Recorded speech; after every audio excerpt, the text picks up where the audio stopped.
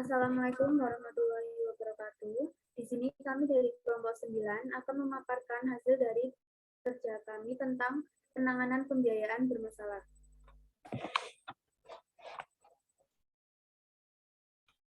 Sebelumnya, kami akan memperkenalkan diri, dimulai dari saya. Saya Yansita Prati dengan NIM 204231121. Ada Muhammad Nofri Arfani dengan NIM 19423198. Kemudian ada Nuria Vina Wahida dengan NIM 19429199. Kemudian Nisa Zahra Laksmi dengan NIM 204230088. Selanjutnya ada Yasminah Nur Fitria dengan NIM 2423055. Selanjutnya ada Hidayati Nail Karomah dengan NIM 204232123 dan yang terakhir ada Alfara Bihazar Swari dengan NIM 204230056. Selanjutnya akan disampaikan oleh teman saya.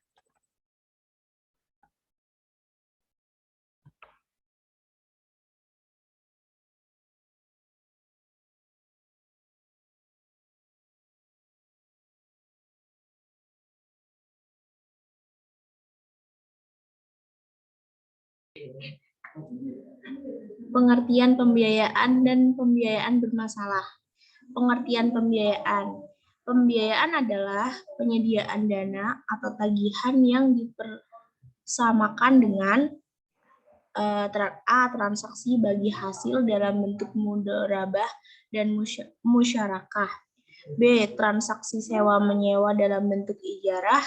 C. Transaksi jual-beli dalam bentuk piutang murabahah, salam, dan istisna. D.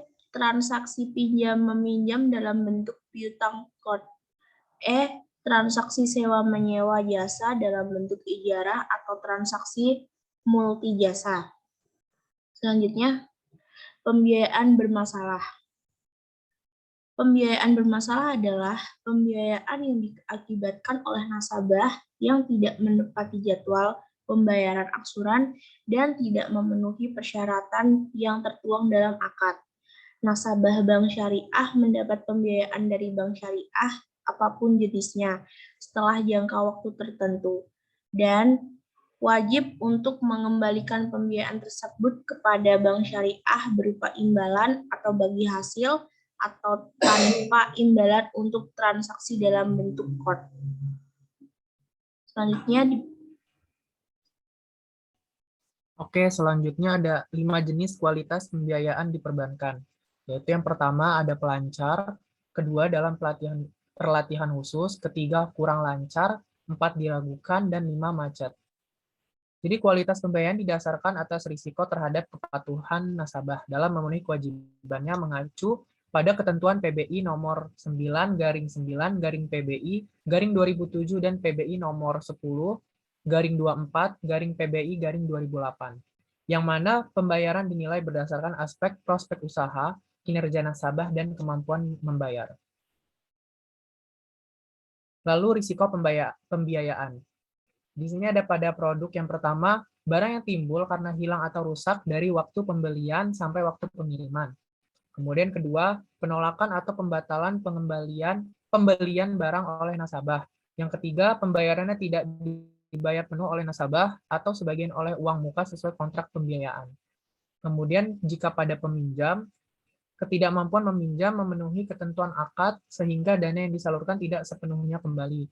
Akibatnya, target penyaluran dana tidak terrealisasi, pendapatan lama lebih kecil, dan defisit dan berefek kepada nasabah yang menginvestasikan modalnya.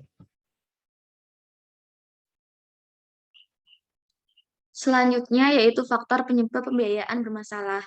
Yang pertama, faktor internal. Faktor internal adalah faktor yang ada di dalam perusahaan sendiri, dan faktor utama yang paling dominan adalah faktor manajerial.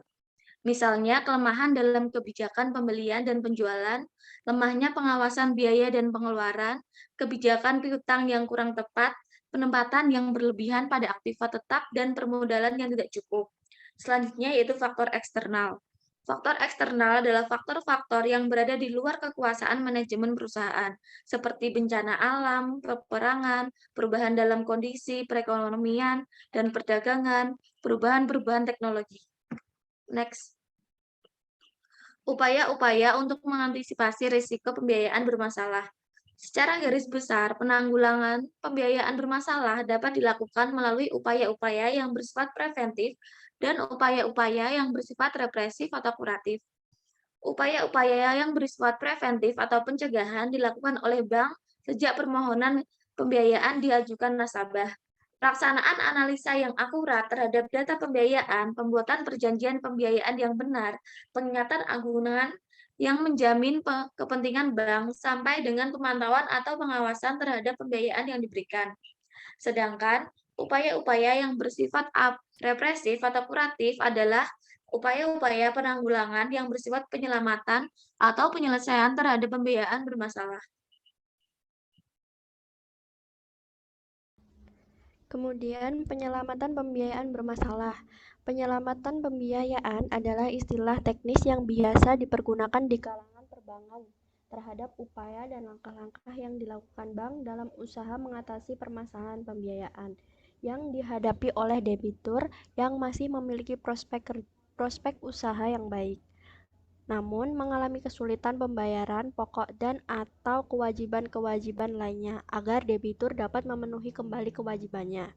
Berdasarkan tujuannya, penyelamatan pembiayaan merupakan upaya dan langkah-langkah restrukturisasi yang dilakukan bank dengan mengikuti ketentuan yang berlaku agar pembiayaan non-lancar, yaitu golongan kurang lancar, diragukan, dan macet, dapat menjadi atau secara bertahap menjadi golongan lancar kembali.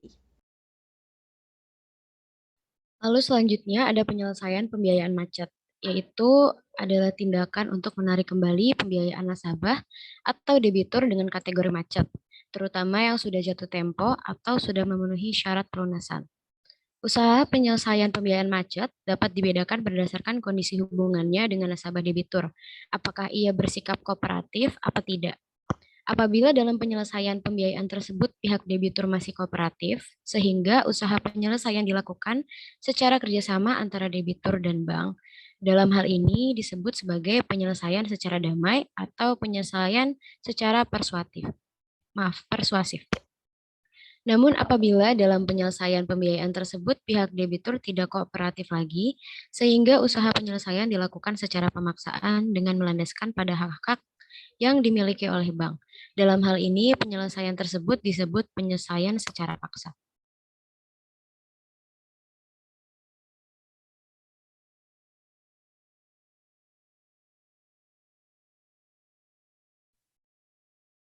Lalu ada kesimpulan, yaitu adanya pembiayaan bermasalah pada bank syariah secara langsung atau tidak langsung dapat memberikan dampak risiko bagi bank itu sendiri maupun secara nasional.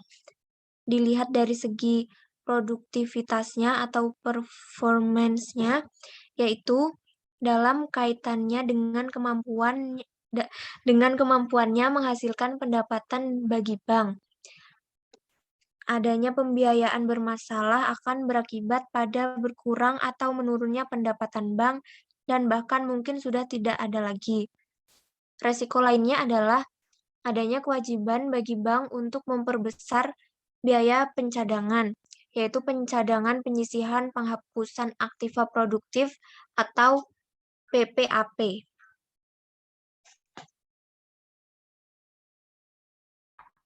Sekian presentasi dari kelompok 9, kurang lebihnya mohon maaf. Wassalamualaikum warahmatullahi wabarakatuh.